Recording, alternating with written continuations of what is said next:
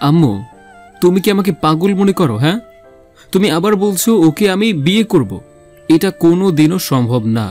ওকে আমি কোনো দিনও বিয়ে করতে পারবো না। দেখ বাবা, মেয়েটা নিজের ভুল বুঝতে পেরেছে, আমরা তাকে ক্ষমা করে দিয়েছি। তোর উচিত মেয়েটাকেও এখন গ্রহণ করে নেওয়া। মেয়েটা অনেক কষ্ট পাচ্ছে, আর তোর কারণে সে নিজের ভুলটা বুঝতে পেরেছে। মা, তুমি আজও তার কষ্টের কথা চিন্তা করেছ? সেদিন আমি কতটা কষ্ট পেয়েছি সেটা কি তোমরা বুঝতে পারো নি? আমার কষ্টের কথা তোমরা একটাবারও চিন্তা করলে না। শুধু তার কষ্টের কথা চিন্তা করেছ, সে কষ্ট পেয়েছে, কিন্তু আমি কি কষ্ট পাইনি তার জন্য? কিন্তু সে তো সেদিন আমার উপর দয়া করেনি। বাবা, অনেক কিছু আমাদের জীবনে হয় যেটা আমরা চাই না, আমাদের সামনে যেটা চলে আসে তাই আমাদেরকে সবকিছু মেনে নিতে হবে। আর সবকিছু পরে সে আমাদের আত্মীয়, আর তার কষ্ট হবে এটা তো মেনে নেওয়া যায় না, বল? যাই হয়ে যাক না কেন আম্মু, একটা মানুষ যে আমাকে ছেড়ে চলে গিয়েছিল একবার, সেই মানুষটাকে আমি কোনোদিনও আবার নিজের জীবনে জড়াতে পারবো না। তার জন্য যে কষ্টটা আমার হয়েছে সেই কষ্টটা আবার আমি ফিরে পেতে চাই না। একবার সে আমার থেকে বড়লোক পেয়ে আমাকে ছেড়ে চলে গিয়েছিল, আবার যে আমাকে ছেড়ে চলে যাবে না তার কি কোনো গ্যারান্টি আছে? দেখ বাবা, মানুষ যখন আঘাত পায় এরপর মানুষ শক্ত হয়।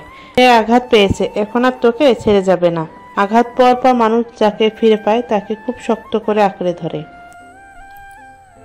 আমি এত সব কিছু শুনতে চাই না। আমি তোমার কথা রাখতে পারবো না।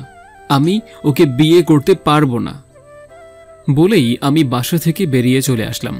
এখন আমি তাকে কিছুতেই বিয়ে করতে চাই না। আমার আম্মু আমাকে বলতেছে আমার মামাতো বোনকে বিয়ে করার কথা, কিন্তু আমি তাকে বিয়ে করতে পারবো না, কারণ সে আমার সাথে বেইমানি করেছে। আগে একবার আমাকে ছেড়ে চলে গিয়েছে অন্য একটা ছেলেকে পেয়ে। আমি ওকে ভীষণ ভালোবাসতাম, কিন্তু সে আমার ভালোবাসাটাকে মূল্যায়ন করেনি। টাকার কারণে আমাকে ছেড়ে চলে গিয়েছে। এখন আমি আর তাকে অ্যাকসেপ্ট করব না। আমি তখন বাইরে চলে গেলাম, গিয়ে আমার বন্ধু সিয়ামের সাথে দেখা করলাম। সিয়াম তখন আমার সামনে এসে বলল, কি ব্যাপার আবির, তোকে দেখে মনে হচ্ছে অনেক বেশি চিন্তিত, কি হয়েছে? আর বলিস না দোস্ত, আম্মু বলতেছে আমি নাকি আবার রিয়াকে বিয়ে করব। রিয়া একবার আমাকে ছেড়ে চলে গিয়েছে, আবার কিভাবে আমি তাকে বিয়ে করতে পারি বল? আন্টি আমাকেও এই কথাটা বলেছে তোকে বোঝানোর জন্য, কিন্তু আমি চাই তুই তাকে বিয়ে কর, কারণ এতে করে তোর উপকার হবে। তুই কি পাগল হয়ে গেছিস? হ্যাঁ, যেই মেয়েটা একবার আমাকে ছেড়ে চলে গিয়েছে তাকে আমি কিভাবে আবার বিয়ে করব? আমি তাকে কিছুতেই বিয়ে করতে পারবো না। সে আমার সাথে বেইমানি করেছে। আগে তো আমার কথাটা শুনবি, এরপর সিদ্ধান্ত নিবি। আমি চাইছি তুই রিয়াকে বিয়ে করবি, এরপর রিয়াকে কষ্ট দিবি। তোকে যেই আঘাত সে করেছে সেই আঘাত তাকে ফেরত দিবি। আমি তোর কথার আগামাতা তো কিছুই বুঝতে পারছি না। দেখ, এখন তুই রিয়াকে শাস্তি দিতে পারবি না, কারণ তার উপর তোর কোনো অধিকার নেই। কিন্তু যদি তুই তাকে বিয়ে করিস তাহলে তার উপর তোর সম্পূর্ণ অধিকার চলে আসবে। তখন তুই তাকে ইচ্ছা মতো কষ্ট দিতে পারবি। তোকে যে কষ্ট দিয়েছে সেই কষ্ট তুই তাকে ফেরত দিতে পারবি। সিয়ামের কথা শুনে আমি চিন্তা করলাম, সত্যিই তো, তাকে যদি আমি বিয়ে করি তাহলে আমাকে দেওয়া কষ্টগুলো তাকে ফেরত দিতে পারবো। সেই জন্য আমি সিয়ামের দিকে তাকিয়ে বললাম, তুই তো ভালো বুদ্ধি দিয়েছিস, তাহলে আমি এখনই যাচ্ছি, গিয়ে আম্মুকে বলছি যত তাড়াতাড়ি সম্ভব আমি তাকে বিয়ে করব। তারপর তাকে এমন আঘাত করব যেটা ও সহ্য করতে পারবে না। হ্যাঁ দোস্ত, তুই কোনো চিন্তা করবি না, আমি তোর পাশে আছি। তোকে দেওয়া প্রত্যেকটি আঘাতের বদলা তুই নিবি, ওর কাছ থেকে ভয়ঙ্কর ভাবে প্রতিশোধ নিবি। আমি এই কথা শোনার পর তার সাথে আরো কিছুক্ষণ গল্প করলাম। এরপর আম্মুর কাছে ফিরে আসলাম। আম্মু আবার আমার কাছে বিয়ের কথা বলতে আসলো। আমি তখন আম্মুকে বললাম, আচ্ছা ঠিক আছে, আমি বিয়ে করতে রাজি হয়ে যাচ্ছি, তবে বিয়ের পর তুমি আমাকে কোনো কথা বলতে পারবে না। আমি তাকে কিছুতেই মেনে নিতে পারবো না। তুমি এটা খুব ভালো করে মনে রাখবে, ঠিক আছে? পরে তুমি অন্য কোনো কথা বলতে পারবে না, কিন্তু তোমার কথা মতো আমি তাকে বিয়ে করতে রাজি আছি। আম্মু তখন আমার দিকে কিছুক্ষণ তাকিয়ে থাকলো।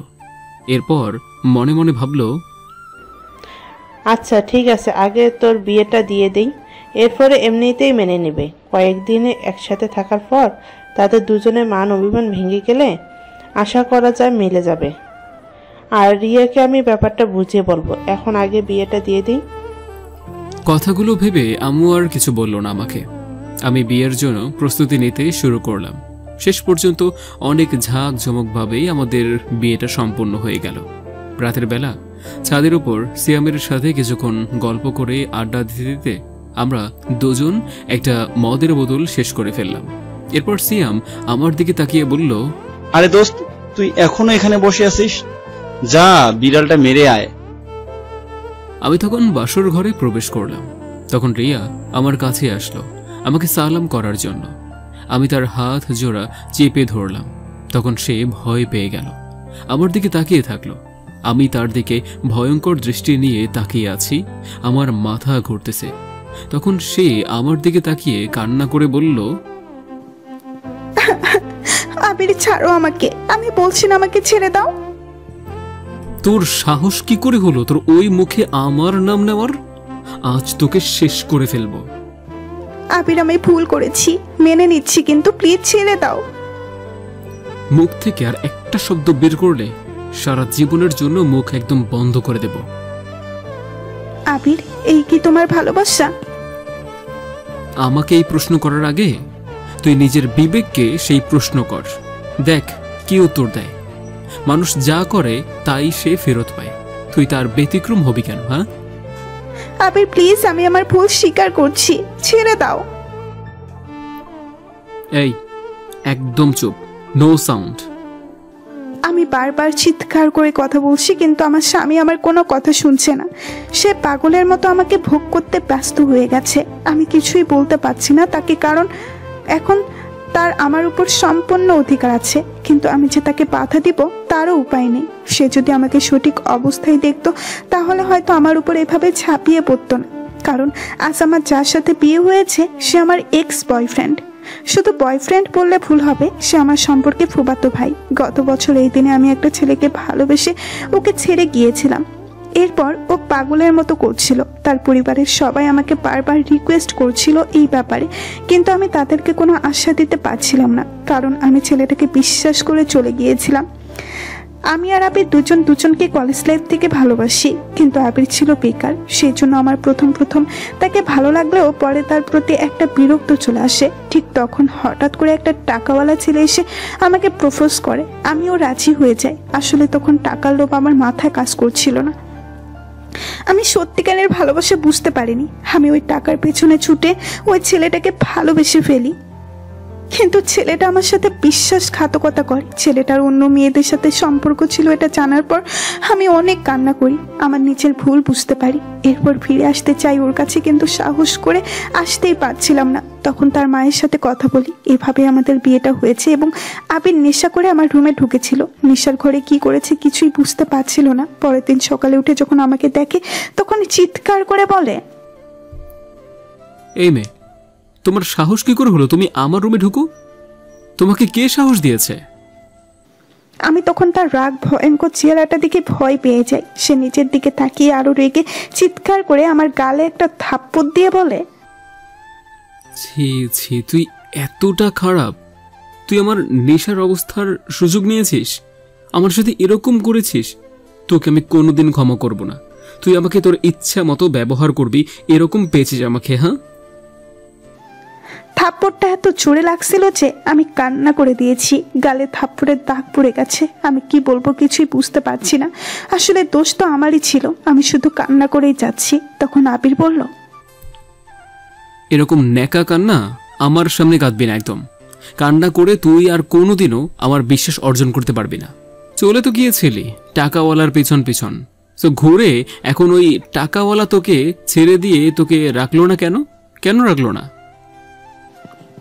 আবির প্লিজ আমাকে ক্ষমা করে দাও, আমার ভুল হয়ে গেছে, আমি বুঝতে পারিনি, তুমি আমাকে ক্ষমা করে দাও। ক্ষমা? তাও আবার তোকে? তোর মতো একটা মেয়েকে ক্ষমা করে আমি বিশ্বাস করব, আবার আমি তোকে কোনোদিন ক্ষমা করে দেব না। এখন আমার টাকা দেখে বিয়ে করেছ, এরপর আমার থেকে ভালো টাকাওয়ালা ছেলে পেলে আমাকে ছেড়ে চলে যাবি?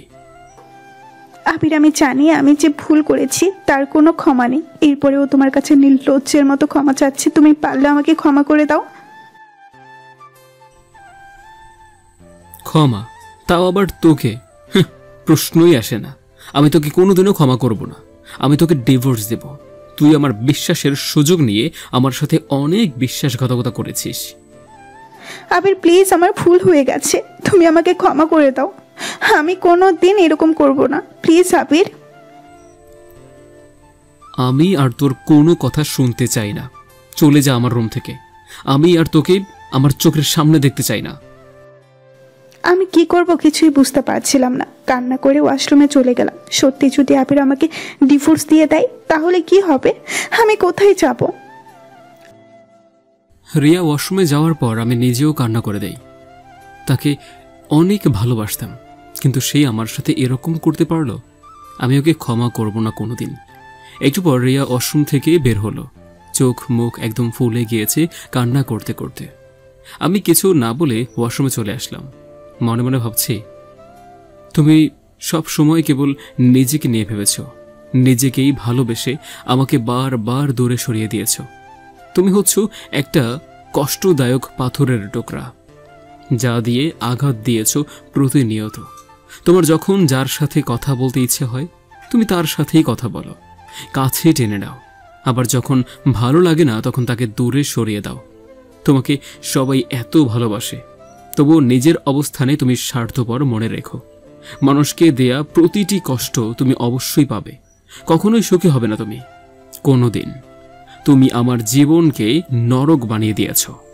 আমি অনেক বুঝালাম আবিরকে, কিন্তু কিছুই বুঝলো না। এভাবে 1 মাস কেটে গেল। প্রতিটা মুহূর্তে আবির আমাকে অপমান অত্যাচার করেছে। আমি কিছুই বলতে পারিনি, শুধু সহ্য করে গেছি, আড়ালে কান্না করেছি। আজ হঠাৎ করে মাথাটা কেমন ঘুরছে। আবির বাসায় নেই। নিচে গেলাম, গিয়ে আবার দৌড়ে আসলাম। শাশুড়ি আম্মু আমার সাথে আসলেন। আমি ওয়াশরুমে গেলাম, বমি হচ্ছে।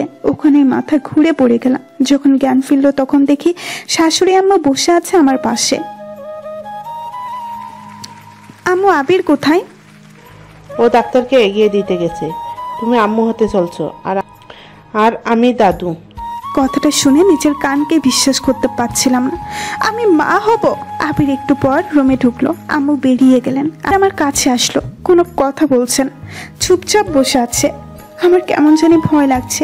তখন আবির নীরবতা ভেঙে বলল, এখন শরীরের অবস্থা কেমন? আবিরের অবস্থা ভালো, কিন্তু মনের অবস্থা প্রচন্ড খারাপ। কোনোদিন সবকিছু ছেড়ে চলে যায় জানি না। ছেড়ে চলে যাবে মানে? আমার এসব কিছু আর সহ্য হচ্ছে না। আমি মরে যেতে চাই। কথাটা বলতেই আবির আমার গালে থাপ্পড় দিয়ে দিল। আমি তাচ্ছিল্যের হাসি আসলাম। তখন আবির বলল, তুমি এত স্বার্থপর কেন? প্রতিবার আমাকে কষ্ট দিতে চাও তুমি। চলে যাও, কিন্তু আমার বাবুকে আমার কাছে দিয়ে যাও। কে বলেছে এটা তোমার বাবু? এটা আমার বাবু। এই বাবুকে আমি দেখে রাখবো। আমি রিয়াকে জড়িয়ে ধরলাম। সঙ্গে সঙ্গে জোরে জোরে কান্না শুরু করে দিল, সাথে আমার বুকে কিল ঘষি দিতে থাকলো। আমি না হয় একটা ভুল করেছিলাম, তাই বলে এত কষ্ট দিবে আমাকে? আমি মনে হয় কষ্ট পাইনি? প্রতিটি মুহূর্ত কত কষ্টে কাটিয়েছে। আমাকে ক্ষমা করে দাও প্লিজ। আবির, আমি জানি আমি অনেক বড় ভুল করেছিলাম, কিন্তু প্লিজ আমি ক্ষমা চাচ্ছি, আমাকে ক্ষমা করে দাও। এভাবেই ক্ষমা করে দেব না। আমার একটা শর্ত আছে। কি শর্ত? শর্তটা হচ্ছে আমাকে জড়িয়ে ধরে একটা দিতে হবে। দুষ্টুমি করার ট্রাই করতেছ? দুষ্টু কোথাকার। হইছে, দিতে হবে না।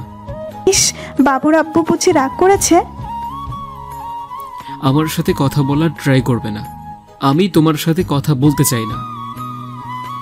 আমি তখন আবিরকে জড়িয়ে ধরে তার গালে একটা কিস করলাম। সে আমাকে জড়িয়ে ধরলো। যাক, সব কিছুর পর যে একটু শান্তি পাচ্ছি এটাই অনেক।